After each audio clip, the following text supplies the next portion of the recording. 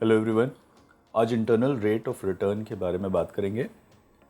Internal rate of return is a discount rate that makes the present value of cash outflow and present value of cash inflow equal as per the principles of time value of money.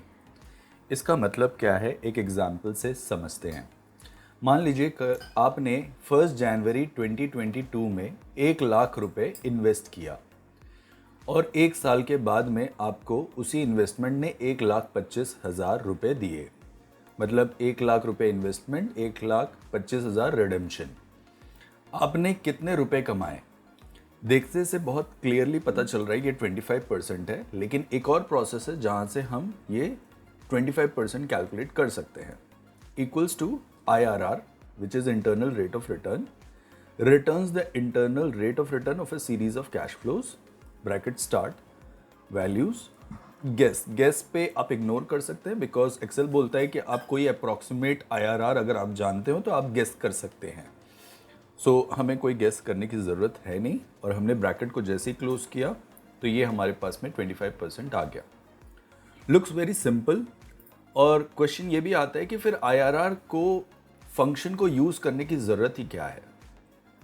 इसका situation हम दूसरे example से समझने का कोशिश करेंगे। मान लीजिए कि आपका कोई एक इन्वेस्टमेंट है जो उसके इन्वेस्टमेंट वैल्यू अलग अलग समय पे कैश आउटफ्लो होता है।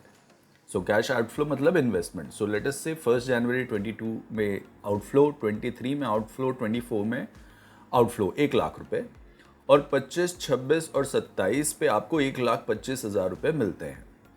तो अब सिचुएशन थोड़ी ट्रिकी है, पुराने वाले सिचुएशन की तरह इजी नहीं है। इस बार हमें internal rate of return calculate करना होगा, तो हम अगेन IRR का फंक्शन यूज़ करेंगे और ब्रैकेट क्लोज करेंगे। अब जो आया 7.72%, इसका मीनिंग यही है कि अगर ये सारे कैश जो आउटफ्लो हैं उनको हमने प्रेजेंट वैल्यू पे लेकर के आए और ये जो कैश है जो इनफ्लो है उनको अगर हमने प्रेजेंट वैल्यू पे लेके आया तो कौन सा ऐसा रेट है जो हमें ये दोनों इनफ्लो और आउटफ्लो को बराबर करके दिखाएगा। इसका मतलब एक तरह से हम ये भी जान सकते हैं कि अगर इस इन्वेस्टमेंट प्रोडक्ट में हमने 1,00,000 रुपये 3 साल तक डाला और उसके अगले 3 साल हमें 1,25,000 मिले तो हमने कितना कमाया? 7.72%। आई होप आप लोगों को IRR और उसको कैसे एक्सेल पे अप्लाई करना है समझ में आया होगा। Thank you for watching.